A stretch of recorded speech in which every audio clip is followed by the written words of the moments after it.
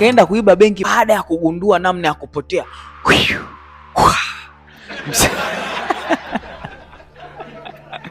Tu linaanza MacArthur akiwa amechoka, hana hili wala lile, hana kazi ya kufanya, ni broke kupitiliza. Akiwa amekituliza sehemu fulani hivi, rafiki yake mmoja anaitwa Clifton kawa amekuja kumtembelea, lakini hakuja bure. Alikuja na wazo zuri la namna gani wanaweza wakatengeneza pesa. Rafiki yake akamwambia kwamba nimegundua tekniki mwanangu. Akauliza, tekniki gani hiyo mwanangu, tunateza pesa au? Akaambia, mwanangu, nimegundua kwamba ukichukua juisi ya limao ukajimiminia hivi hauonekani kwenye kamera. Hiyo ni kweli?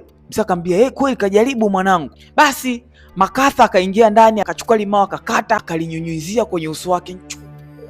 Macho yalimuuma MacArthur, lakini licha ya macho kumuuma MacArthur akachukua kamera hivyo hivyo akajitwanga kacha. Ajabu ni kwamba bana, ile kitu ikafanya kazi kweli. Sasa sijajua kama alikuwa amekosea kujipiga kwa sababu ya kutokuona vizuri au la. Rafiki akamwambia, Clifton mwanangu, issue imefanya kazi. Clifton akaja akaangalia ile picha akaona huyo mwanangu hauonekani mwanangu, wa fresh.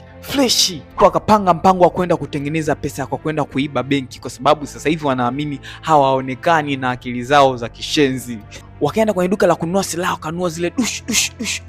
Kisha wakaenda supermarket wakanunua madumu ya majuisi ya limao hivi. Naambiwa walivyorudi nyumbani wakajimwagia, macho yalikuwa yanawaka moto, lakini wakawa nakwambia no pain no gain. Wasila wamekazana wakayaoga, alafu hao kwenye benki wamefika. Benki mwanangu, wewe wanangu, tulia, ukitaka usiumie, tulize watu.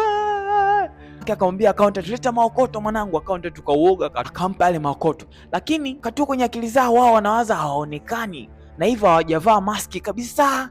Cha kushangaza zaidi, MacArthur akamsogelea accountant akamwambia, usijali, nina sura japokuwa haionekani kwa sasa hivi.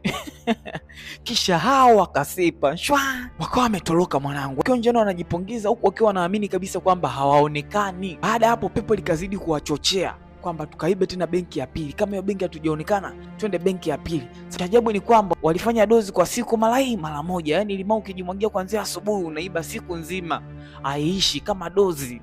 So wakaenda benki nyingine mwanangu, wakafika pale tena kwa power, everybody hands up, don't move or you will be hurt.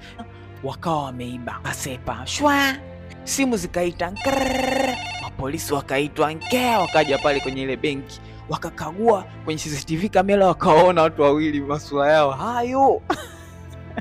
Wakati huo wenyewe wako huko nyumbani wanafurahia, tumepata pesa mwanangu, maskini muondoka. Polisi wakatoa tangazo watafutwe, na ubaya ni kwamba rafiki yake na MacArthur aliiba kwenye benki mwaka uliopita, hivyo mapolisi walikuwa wanamtafuta sana, ila walishindwa kumkamata. Hivyo kwa muda mchache tu rafiki yake na MacArthur akakamatwa.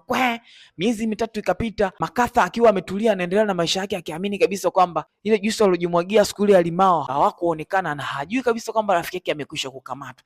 Msela akiwa anacheza game, mapolisi walitoa dawa kwenye taarifa ya habari, na hivyo watu wengi wakaanza kutoa taarifa Msela anapoishi. Mwisho wa siku wakaja paka nyumbani kwake, wakamkamata. Anyways guys, naomba bonyeza link ile kwenye profile, mwende mkanseli kusubscribe kwenye YouTube channel, na Mwenyezi Mungu awabariki sana. See you yesterday.